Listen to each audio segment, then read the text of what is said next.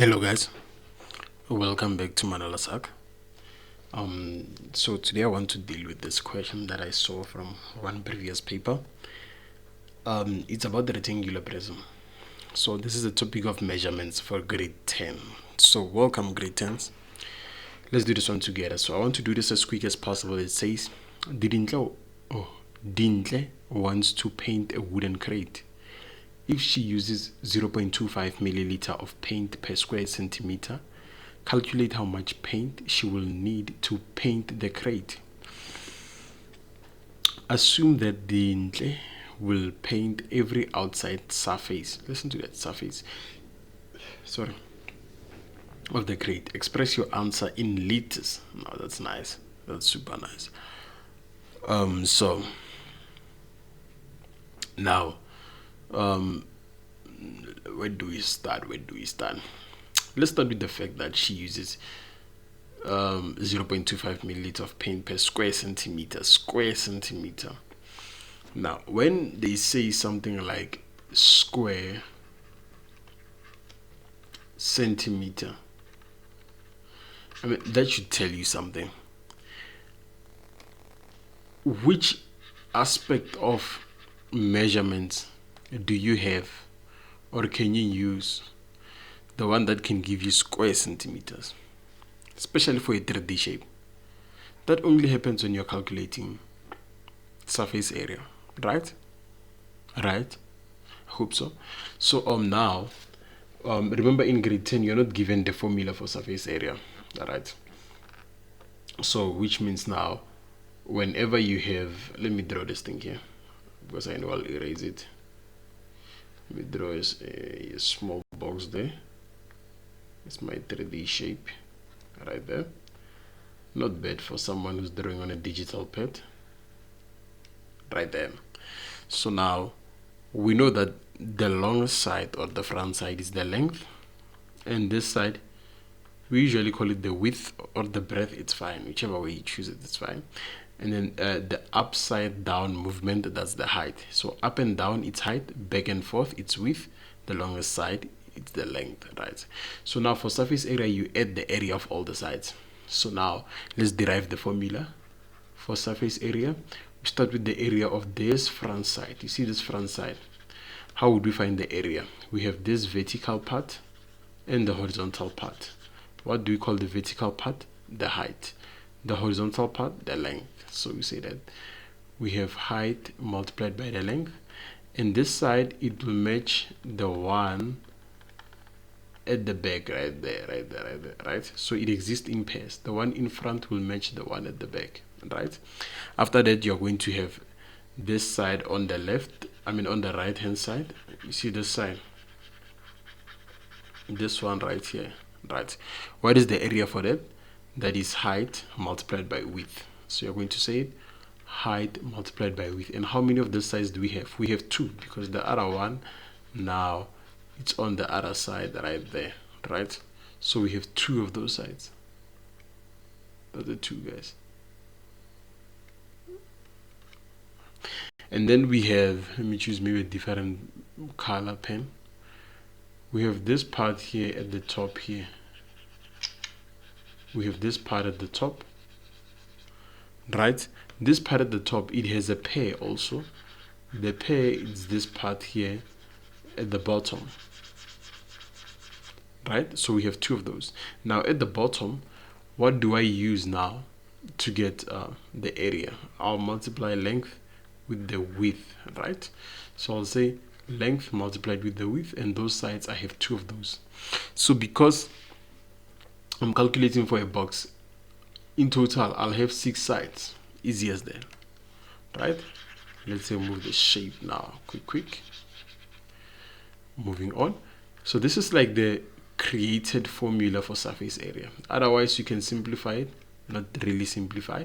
You can factorize, take out 2 as the common factor, whereby 2 stays outside, and then here you're left with height and length, plus here you're left with height and width.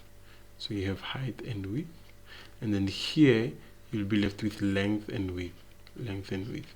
You can use this formula up here, you can use this formula down there. Either way, it's fine, right? So now we continue with our substitution. For surface area, I have 2 of, what is my height? My height is 32 centimeters. So I'll say 32 right there. And then I'll say my length, how much is that? 85.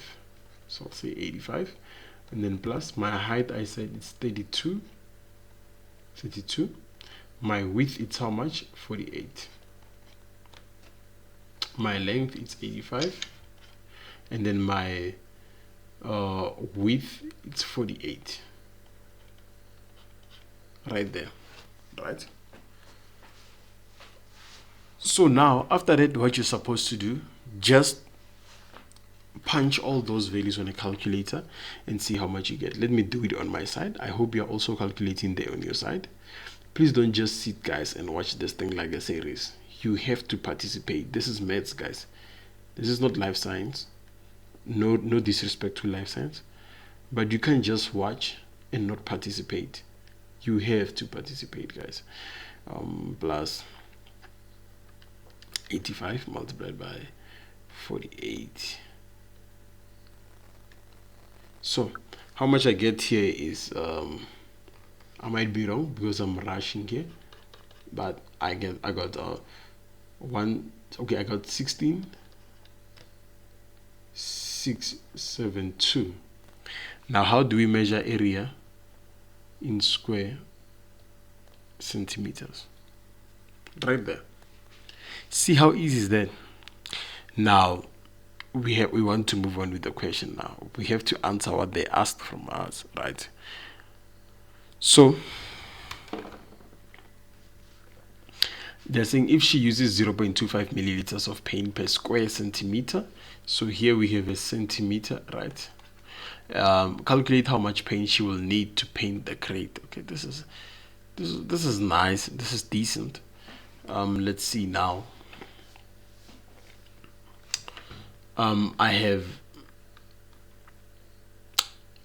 milliliters compared to square centimeters, right? On this statement, they're saying she uses 0.25 milliliters of paint per square centimeter, right? So they're saying she uses how many millimeters? How many milliliters? 0.25. That compares with how many centimeters? Compares with 1 square centimeter, right? And then now I have a value which is this one right there. So where does this value fit? In the centimeter side. So I'll write the 16,672 as a value here that fits in centimeters. Now I want to know this value. How much will it be now in terms of milliliters, right? So now the step here is that you cross multiply this with that. Remember ratios, guys, from the beginning of the term. Yeah.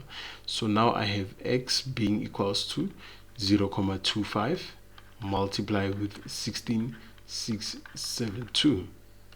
Therefore my x value, let me use a calculator quick for that.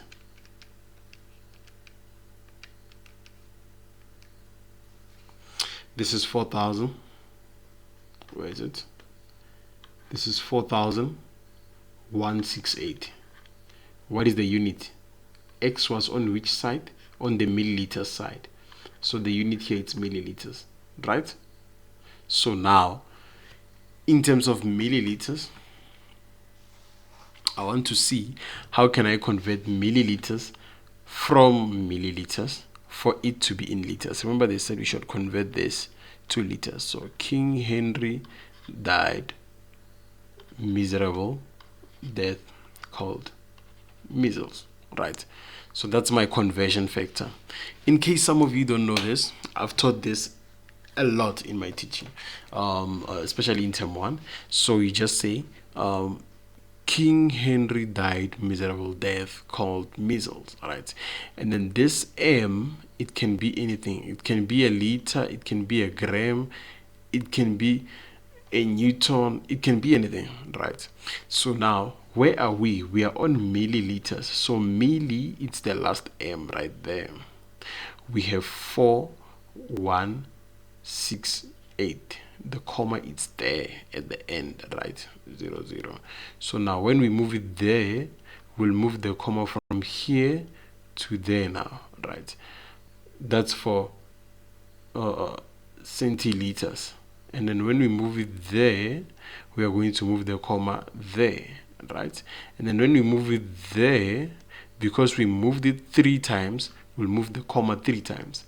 So from this value, if I move the comma 3 times, it's 1, 2, 3 right there.